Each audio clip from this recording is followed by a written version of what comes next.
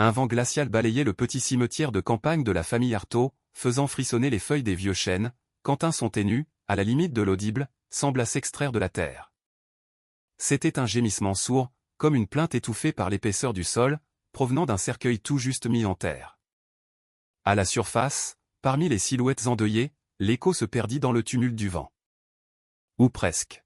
« Monsieur, il me semble que le cercueil du petit Léo bouge », dit une voix chevrotante, à peine perceptible. Le gardien de sécurité, un colosse à l'air las, laissa échapper un rire bref et méprisant, convaincu que le stress de l'employé lui jouait des tours.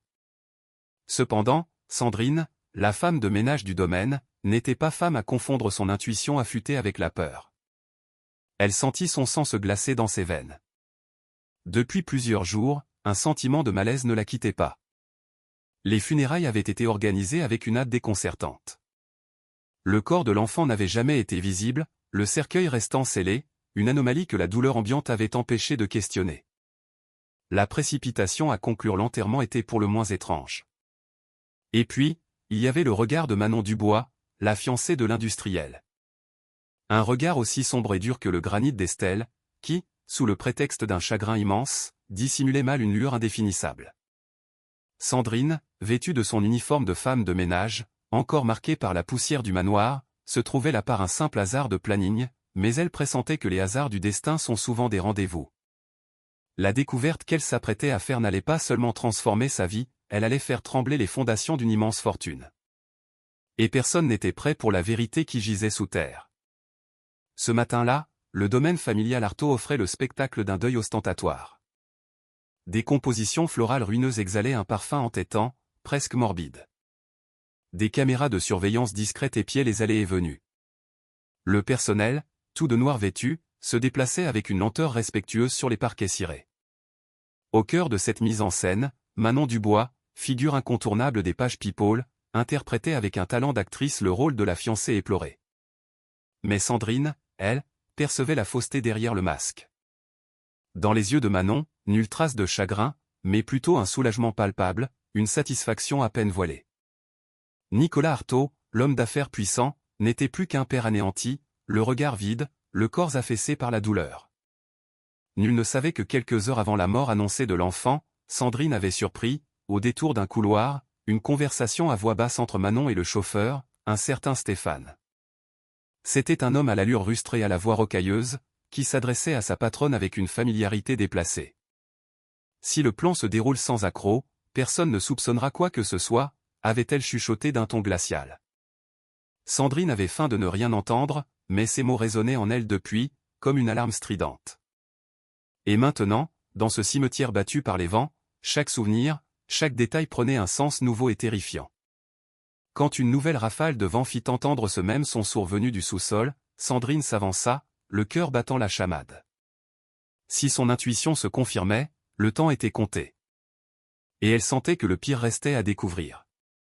La veille de l'enterrement, Sandrine avait fait une trouvaille qui l'avait glacée d'effroi. En faisant le ménage dans la chambre de Léo, encore empreinte de son innocence, elle avait ramassé un jouet brisé. À l'intérieur, elle avait trouvé un petit mot plié, rédigé d'une écriture enfantine. « Maman, elle veut m'enlever ». Ces mots avaient été écrits quelques jours avant sa disparition. Sandrine avait senti le sol vaciller sous ses pieds et avait dissimulé le billet dans sa poche. Elle avait essayé d'en parler au responsable de la sécurité, puis à l'intendant, mais tous deux l'avaient conduite avec un sourire narquois, la jugeant trop émotive. Au moment de la fermeture du cercueil, un cri de protestation lui était monté à la gorge, mais elle avait réussi à le retenir. À présent, devant cette mode de terre, elle savait que le silence n'était plus une option.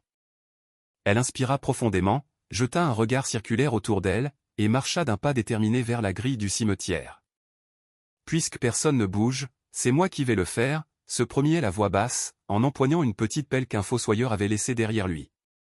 Le destin venait de désigner son héroïne. Elle n'avait ni fortune ni pouvoir, seulement le courage d'une femme qui refusait que la vérité soit enterrée. Les rayons obliques du soleil couchant traversaient les vitraux du domaine Artaud, dessinant des arabesques colorées sur le marbre froid du vestibule. Le luxe des lieux semblait narguer la tragédie. Sandrine s'y glissa discrètement, se fondant dans le balai des employés. La surveillance était accrue, mais qui prêterait attention à une simple femme de ménage? Elle devait obtenir une confirmation, une preuve irréfutable. Ses pas feutrés semblaient une insulte au silence de mort qui régnait. Au détour du couloir de l'étage, elle perçut des rires étouffés provenant du bureau. C'étaient ceux de Manon et de Stéphane. Ils s'y étaient enfermés, et la voix de la jeune femme, désormais claire et arrogante, ne laissait aucune place au doute. Il a tout gobé, Stéphane. Le pauvre idiot a tout gobé. Demain, le pactole est à nous, lança-t-elle dans un éclat de rire sinistre. Sandrine dut retenir un hoquet de surprise et d'horreur. C'était donc bien cela. L'accident de Léo était une pure invention. Mais dans quel but? Et où se trouvait l'enfant? Son cœur s'emballa, ses mains devinrent moites. Se risquant à regarder par le trou de la serrure, elle vit Stéphane remettre une enveloppe à Manon. Voici les billets. Dès que l'affaire est classée, nous filons. L'estomac de Sandrine se contracta. Il fallait agir, et vite. Elle se rendit dans la chambre de Léo. Une odeur de parfum pour enfant flottait encore dans l'air, douce et déchirante. Les jouets gisaient sur le tapis, comme abandonnés en pleine partie. Son regard fut attiré par la fenêtre, entr'ouverte, et par des traces de terre sur le plancher. Quelqu'un était passé par là. En s'agenouillant, Sandrine examina le rebord de la fenêtre et découvrit un fil de tissu bleu, identique à celui de l'uniforme du chauffeur, coincé dans le mécanisme de fermeture. Le bruit d'une porte qui s'ouvrait la fit se cacher précipitamment derrière un rideau. C'était Manon, au téléphone. Nicolas va au bureau. Fais disparaître l'enregistrement. Personne ne doit entendre ce gamin crier mon nom. Sandrine étouffa un cri. Un enregistrement? Quel enregistrement? Aussitôt Manon partit, Sandrine fouilla le bureau de l'enfant et trouva une clé USB, cachée sous un cadre photo. Les mains tremblantes, elle l'inséra dans l'ordinateur portable de Léo. Une vidéo se lança. On y voyait Léo, en pleurs, sur la banquette arrière d'une voiture. « Tati Manon, je veux aller à la maison », suppliait-il. En fond sonore, la voix glaciale de Manon répliquait « C'est ce que tu vas faire, mon chéri. D'une façon qui nous garantira que l'argent nous revienne. » Le hurlement de Sandrine fut intérieur, mais d'une violence inouïe. Elle se rua vers le bureau de Nicolas Artaud, la clé USB brandie comme une arme, le cœur prêt à éclater. « Monsieur Artaud, il faut absolument que vous voyiez ceci !» s'exclama-t-elle en faisant irruption. L'homme d'affaires, brisé, leva vers elle un regard éteint. « Que faites-vous là? Sortez immédiatement !»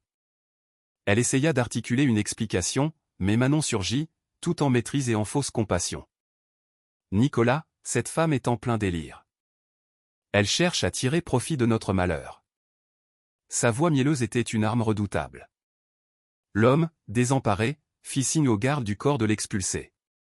Sandrine fut jetée dehors sans ménagement, le visage baigné de larmes, mais une détermination farouche brûlait en elle.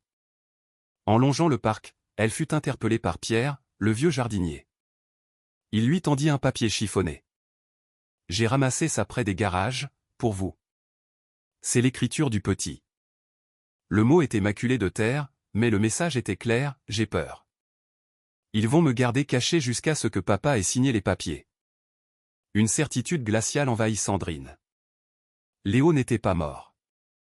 Il était séquestré, et chaque minute qui passait le mettait davantage en danger. Une pluie fine et pénétrante avait commencé à tomber quand Sandrine s'engagea sur le chemin de terre sinueux menant à la propriété isolée de la famille. Dans son sac, le billet et la clé USB pesaient une tonne. Elle devait trouver cet enfant. Pierre lui avait confié avoir vu Stéphane quitter le domaine la veille, au volant d'une fourgonnette noire, transportant une large caisse recouverte d'une bâche. Il était 23h47 quand elle distingua la lueur de phare à travers les arbres. Accroupie derrière un buisson, elle vit une scène d'horreur. Le chauffeur creusait frénétiquement la terre, un rire dément aux lèvres. Manon se tenait près de lui, sous un parapluie rouge sang, lui hurlant « Dépêche-toi, Stéphane, avant qu'on nous voie. » Le sang de Sandrine se figea. Au sol, la bâche qui recouvrait un trou fraîchement creusé remua légèrement. Elle porta la main à sa bouche. La bâche frémit de nouveau. Ce n'était pas une illusion. Quelqu'un était dessous. En reculant, elle fit craquer une brindille. Stéphane se retourna brusquement, balayant les ténèbres du faisceau de sa lampe. Qui va là? Sandrine retint son souffle. Manon plongea la main dans sa poche et en sortit un petit flacon. Si elle a tout vu, on règle son compte maintenant. Mais soudain, un cri monta de la terre. Maman, à l'aide. C'était la voix faible et désespérée de Léo. Le temps sembla suspendu. Sandrine bondit hors de sa cachette, courant à perdre haleine dans la boue, tandis que Manon, livide, reculait, horrifiée. Non, c'est impossible, bégayait-elle. Sandrine s'empara de la pelle et se mit à creuser avec une rage désespérée, griffant la terre de ses propres mains. N'aie pas peur, mon trésor, je suis là. Je viens te chercher. Criait-elle. Stéphane tenta de la maîtriser, mais elle l'assomma d'un coup de manche. Ses ongles se brisaient, son visage était couvert de boue, mais elle ne sentait rien, obsédée par l'urgence de la situation. Enfin, la pelle heurta du bois. Un mélange de larmes, de rires et de cris s'échappa de sa gorge. Courage, mon petit, tu es presque dehors. D'un dernier effort, le couvercle de la caisse céda, et deux petites mains apparurent. C'était lui, Léo, vivant, en pleurs. Sandrine le hissa hors du trou et le serra contre elle avec une force infinie. Je le savais, mon Dieu, je le savais, sanglotait-elle. L'enfant, grelottant, murmura, elle voulait me faire dormir pour toujours. Sandrine l'enveloppa dans sa blouse pour le protéger du froid. Manon, pétrifiée, tenta de s'enfuir mais s'effondra dans la boue. Au même instant, les phares d'une voiture illuminèrent la scène. C'était Nicolas Arthaud, guidé par un appel anonyme. Sandrine leva vers lui un visage épuisé, l'enfant dans ses bras. L'homme la dévisagea, abasourdi. « Comment l'avez-vous retrouvé » demanda-t-il, la voix étranglée. Elle marqua une pause. « Un message, monsieur. Envoyé depuis le portable de Madame Dubois. » Nicolas devint blême. Juste à ce moment, le téléphone de Sandrine vibra. Un nouveau message. Une photo prise à distance, montrant quelqu'un qui les observait. Le cauchemar n'était pas tout à fait terminé. Les phares éclairaient une scène surréaliste, la terre labourée, Manon et Stéphane à terre, et au centre, Sandrine protégeant de son corps l'enfant que tous pleuraient. Nicolas Arthaud, chancelant, sortit de sa voiture. Léo, c'est un miracle, balbutia-t-il. L'enfant pointa un doigt accusateur vers Manon. Papa, c'est elle qui m'a enfermé avec le monsieur. L'homme d'affaires, anéanti, ne savait plus qui croire. La police, prévenue par des riverains qui avaient entendu des hurlements, arriva quelques instants plus tard. Stéphane, tentant de fuir, fut maîtrisé. Manon, acculée, essaya de se disculper, c'était son idée. Je ne voulais que l'argent. Mais la clé USB et les messages sur le téléphone de Sandrine constituaient des preuves accablantes. Nicolas se tourna vers la femme de ménage, les larmes roulant sur ses joues. Vous lui avez sauvé la vie. Avec humilité, elle répondit, je n'ai fait que mon devoir, ce que toute mère ferait. Cet instant de vérité et de simplicité balaya des années d'arrogance et de faux-semblants. Les jours suivants, le domaine fut assiégé par les médias. L'affaire fit les gros titres, une simple employée démasque un complot meurtrier. On voyait des images de Sandrine sortant de l'hôpital avec Léo, qui avait retrouvé son sourire, malgré la peur encore lisible dans ses yeux. La France était sous le choc, mais une dernière pièce du puzzle manquait encore. L'analyse du téléphone de Manon révéla une correspondance avec un certain Monsieur Fouché. L'enquête permit d'établir qu'il s'agissait d'un concurrent de Nicolas Arthaud, qui avait orchestré l'enlèvement pour déstabiliser l'entreprise et s'emparer de contrats importants. Manon et Stéphane n'étaient que les exécutants. L'enregistrement vidéo sauvé par Sandrine fut la preuve qui scella leur sort. L'Empire Arthaud était sauvé, et Sandrine devint une héroïne nationale. Elle refusa cependant toutes les interviews, se contentant de dire « Je n'ai rien fait d'extraordinaire. J'ai juste écouté une voix que tout le monde préférait ignorer. » Des mois plus tard, le domaine Arthaud fut transformé en un lieu de renaissance. Nicolas y créa une fondation au nom de son fils, le « Projet Voix de la Terre », dédié à la recherche d'enfants disparus. Lors de l'inauguration, Sandrine était présente, dans son uniforme habituel. Nicolas Arthaud la fit monter sur l'estrade et annonça, désormais, Sandrine n'est plus une employée de maison. Elle est la directrice de cette fondation. Une ovation retentit. Le petit Léo se jeta dans ses bras en lui murmurant « Je savais que tu me retrouverais ». Des larmes de joie coulèrent sur les joues de Sandrine.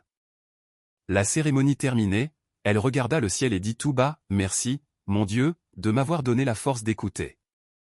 Son visage, baigné d'une douce lumière, rayonnait. Car parfois, le véritable héros est celui que la société refuse de voir.